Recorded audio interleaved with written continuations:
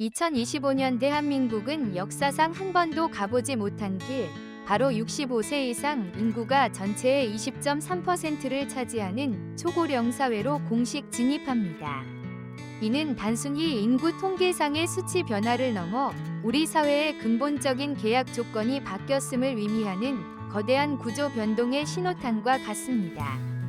통계청은 2025년 노인 인구가 마침내 1,000만 명을 돌파할 것으로 예측하고 있는데, 이 수치가 의미하는 바는 더 이상 돌봄이라는 과업이 개별 가족의 효심이나 희생으로 감당할 수 있는 수준을 아득히 넘어섰다는 현실을 명확히 보여줍니다.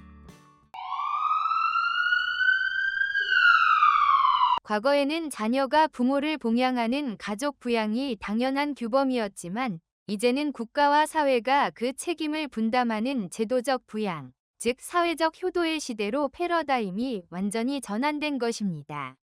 이러한 시대적 전환은 시니어 당사자와 그 가족에게 장기요양보험 등급을 신청하고 요양원을 선택하는 행위를 개인적 차원의 정보 탐색을 넘어 새로운 사회 시스템의 작동 원리를 이해하고 자신의 권리를 지켜내야 하는 생존 지식의 영역으로 격상시켰습니다.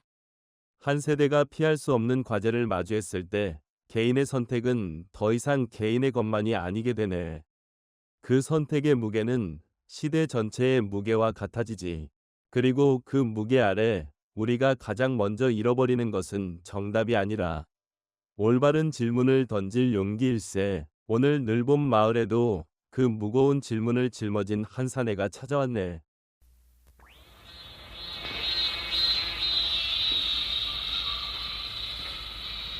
아이고, 어머님 증세가 더 심해지셔서 이제는 정말 요양원을 알아봐야 할 것 같은데 어디서부터 어떻게 해야 할지 막막해서 찾아왔습니다.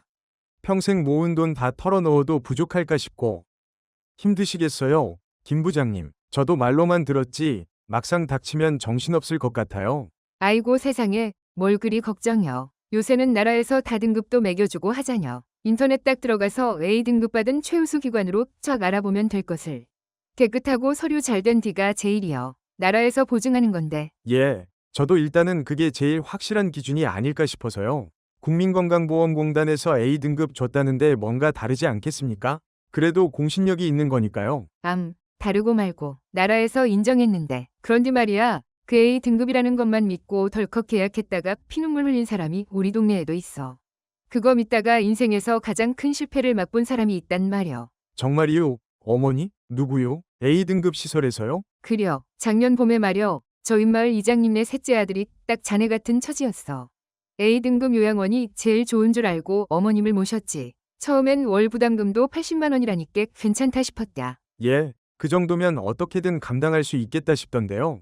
그런디 딱 6개월 만에 청구서가 120만 원이 넘게 나오기 시작하는 거요. 식재료비다, 간식비다, 상급 침실료다. 그놈의 비급여 항목이라는 게 뭔 놈의 딱지가 그리 줄줄이 붙는지. 항의를 했더니 계약서에 깨알 같은 글씨로 물가 상승률에 따라 조정될 수 있다고 써놨다는구먼. 그걸 어느 정신에 다 읽어보고 도장을 찍었어. 아이고 세상에나. 그럼 돈이 갑자기 확 늘어난 거네요. 결국 그 집 아들 평생 모은 돈 조금씩 까먹다가 안 되겠다 싶어서 다른 데로 옮기려니까 위약금을 몇백만 원을 내라는 겨. 옴짝달싹 못하게 묶어놓은 거지. 그 양반 결국 어머님 다시 집으로 모셔왔는데 그 과정에서 맘고생이 심해서 병까지 얻었어. 실패한 거지. 아주 제대로. 서류 쪼가리가 밥 먹여주는 거 아니여. 어머니, 김 부장님, 제가 아는 분인데 이쪽으로 상담하시는 분이라 모시고 왔어요.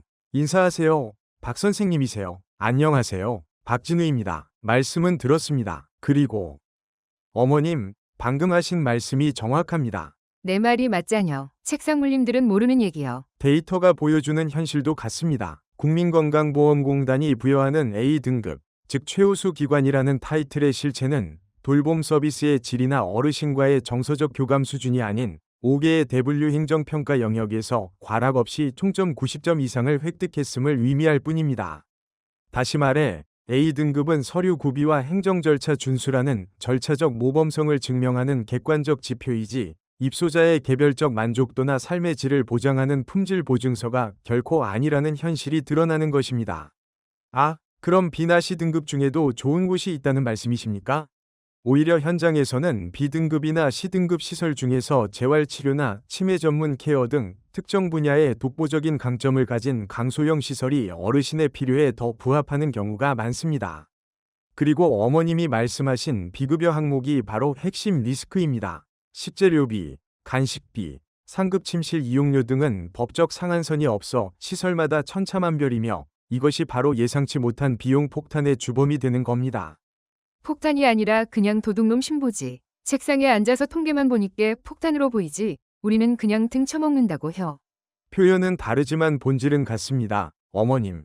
마지막으로 등급 신청 과정 자체에 대한 오해도 심각합니다. 있는 그대로 솔직하게 보여주면 공단이 알아서 등급을 줄 것이라는 생각은 가장 흔한 착각 중 하나입니다. 현실에서 어르신들은 낯선 조사관 앞에서 잘 보이려는 심리 때문에 평소보다 더 좋은 컨디션을 보이는 경우가 빈번하며 이로 인해 등급이 낮아지거나 탈락하는 위험이 존재합니다. 아이고, 우리 사돈네가 바로 그랬어. 평생 지팡이 짚던 양반이 조사관 앞에서 꼿꼿하게 걷는 신용 몇 번 잘했다가 등급도 못 받고 그 뒤로 자식들한테 얼마나 구박을 받았는지 몰라. 그게 어디 통계로 나올 얘기요? 사람 속 터지는 얘기지. 그래서 저희가 계약 전 월 총비용 예상 견적서를 여러 곳에서 받아 비교 분석하고 독소 조항이 있는지 법률 자문을 받으라고 권하는 겁니다. 개인의 주의만으로는 한계가 있습니다. 변호사 살 돈은 어디서 나오고 당장 내일 모레 어머님 모실 곳이 없어서 발 동동 구르는 사람한테 그게 말처럼 쉬운 소리냐고. 그럼 도대체 저는 누구 말을 믿고 어떻게 해야 합니까? 한쪽에서는 경험을 말씀하시고 한쪽에서는 데이터를 말씀하시니 머릿속만 더 복잡해집니다. 이러다간 시간만 보내고 아무것도 결정 못하겠구나.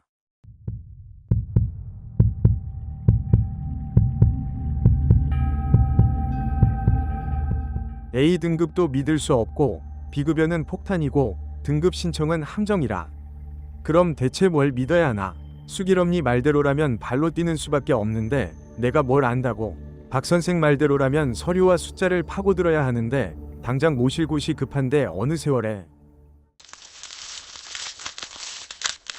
월 본인 부담금은 80만원 수준입니다. 아버님, 물가상승률 및 시설 운영상의 요인에 따라 비급여 항목의 비용은 조정될 수 있다는 조항이 작은 글씨로 포함되어 있었습니다. 입소 후 2년 내 퇴소 시 의약금 3개월치 발생이라는 독소 조항까지.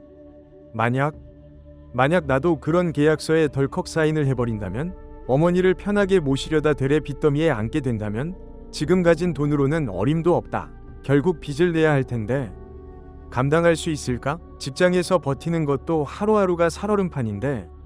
어머니, 죄송합니다. 이 못난 아들이 평생 모은 돈으로 효도 한번 제대로 못 시켜드리고 결국 어머니마저 짐으로 생각하게 될까봐 그게 두렵습니다. 이건 명백한 실패야. 자식으로서의 실패, 가장으로서의 실패.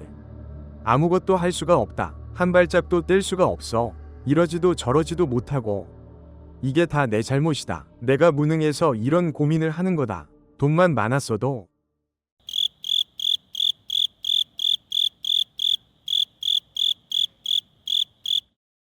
실패. 맞습니다. 제가 가장 두려운 게 바로 그겁니다. 어머님 편안하게 모시려다 있는 돈 다 쓰고 빚까지 지게 될까봐. 그래서 아무것도 시작을 못하겠습니다. 부장님 탓이 아니지요. 세상이 그런 걸. 다들 좋은 말씀들을 하시는구먼. 수길엄니 말씀처럼 발로 뛴 경험도 중요하고 박 선생 말처럼 냉정한 데이터도 중요하지. 둘 다 틀린 말이 아니야. 그런디 김 부장, 자네가 정말로 두려워하는 것이 무엇인가? 좋은 요양원을 찾지 못하는 실패인가? 아니면 어머님을 요양원에 모셨다는 소리를 들었을 때 남들이 자네를 불효자라 손가락질할 그 시선인가? 예? 저는 그게. 문제의 본질을 잘못 보고 있어. 자네는 지금 좋은 요양원이라는 정답을 찾으려 하고 있네. 하지만 애초에 모두에게 적용되는 정답이란 건 없어. 오직 자네 어머니와 자네 가족에게 맞는 최선의 선택이 있을 뿐이지. 요양원 선택은 스펙 좋은 건물을 고르는 게 아니야. 집을 구하는 것과 같다는 말이 있네. 등급이라는 평수만 볼 게 아니라 그 집의 채광은 어떤지, 이웃은 괜찮은지, 그리고 가장 중요한 숨겨진 관리비는 얼마인지 따져봐야지. 자네는 지금 눈에 보이는 A 등급의 위험과 눈에 보이지 않는 불효자라는 시선의 위험, 그 둘 사이에서 길을 잃은 게야.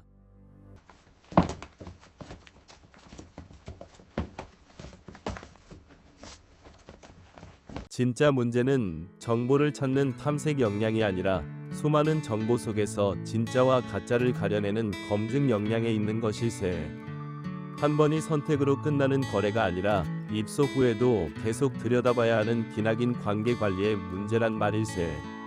저는 점수만 보고 있었습니다. 등급, 비용, 전부 숫자로만 판단하려 했습니다. 선생님 말씀처럼 그곳의 냄새나 직원들의 표정 같은 사람을 봐야 했는데 제가 가장 중요한 걸 놓치고 있었습니다. 그려. 결국 사람이 하는 일이니께 아무리 시설이 번쩍번쩍해도 거기 있는 사람들 마음이 팍팍하면 아무 소용없지. 우리 사돈네도 등급 못 받은 것보다 자식들 눈치 보는 걸 더 힘들어했어. 맞습니다. 선생님, 저희가 아무리 많은 데이터를 들여도 최종 선택에 필요한 정성적 평가는 결국 가족의 몫이죠. 그리고 가족 관계의 스트레스라는 변수까지는 저희 데이터가 잡아내지 못합니다. 저희도 그 부분을 간과했던 것 같습니다. 정답을 찾으려 애쓰지 말게. 정답은 없으니 그저 자네와 자네 가족에게 가장 나은 길을 찾는 과정이 있을 뿐이야. 그 과정에서 가장 중요한 건 자네가 지치지 않는 것일세. 내일 어머님 손잡고 몇 군데 직접 다녀와야겠습니다. 제 눈으로 직접 보고 냄새도 맡아보고 직원들 얼굴도 뵙고 그게 좋겠어요. 부장님, 혼자 끙끙 앓는 것보다야. 가서 직원들 점심 먹는 것도 슬쩍 들여다보게. 반찬이 어떤가 하고 그게 그 집 살림살이를 보여주는 것이요. 그리고 어르신들 표정도 잘 살피고. 가시기 전에 체크리스트를 하나 만들어 드리겠습니다. 숫자가 아닌 사람을 볼 수 있는 질문들로요. 그리고 비급여 항목이 포함된 예상 견적서를 꼭 받아오십시오. 그게 현실적인 첫걸음입니다. 고맙습니다. 모두들. 그날 밤 김 부장은 돌아갔습니다. 문제는 해결되지 않았습니다. 여전히 돈은 부족했고 좋은 요양원을 찾을 수 있다는 보장도 없었습니다. 하지만 그의 발걸음에는 처음 늘봄 마을을 찾았을 때와는 다른 무게가 실려 있었습니다. 정답을 찾아 헤매던 막막함의 무게가 아니라 올바른 질문을 안고 나아가는 자의묵직한 책임감이었습니다. 장기 요양의 성공과 실패를 가르는 핵심 역량은 정보를 찾는 탐색 역량이 아니라 수많은 정보의 홍수 속에서 옥석을 가려내는 검증 역량이며, 한 번의 선택으로 모든 것이 끝나는 거래가 아니라 입소 이후에도 지속적으로 상황을 관리하고 대응해야 하는 장기적인 관계 관리의 문제라는 것. 이것이 늘봄 마을이 찾은 오늘의 진단일세. 요양원 선택은 집을 구하는 것과 같다는 비유처럼 우리는 등급이라는 평수만 볼 것이 아니라 그곳의 채관과 이웃, 그리고 숨겨진 관리비까지 꼼꼼히 따져봐야 합니다. 더 나아가 요양원 입소 전 모든 자녀가 모여 비용 분담과 방문 계획 등을 명문화하는 가족 돌봄 합의서를 작성하는 것은 효도의 외주화라는 죄책감을 넘어 가족 관계의 파탄을 막는 핵심적인 관계 설정 기술일지도 모릅니다. 결국 장기 요양이라는 긴 여정의 성패는 초반의 정보력이나 자금 규모가 아니라 예측 불가능한 변화에 대응하는 재정 관리 능력, 사람과 관계를 읽어내는 통찰력, 그리고 가족이라는 가장 중요한 지지 기반을 단단하게 유지하는 관계 관리 능력에 달려 있다는 것. 이것이 초고령 사회라는 거대한 파도 앞에 선 우리 모두에게 주어진 피할 수 없는 시대의 질문일세.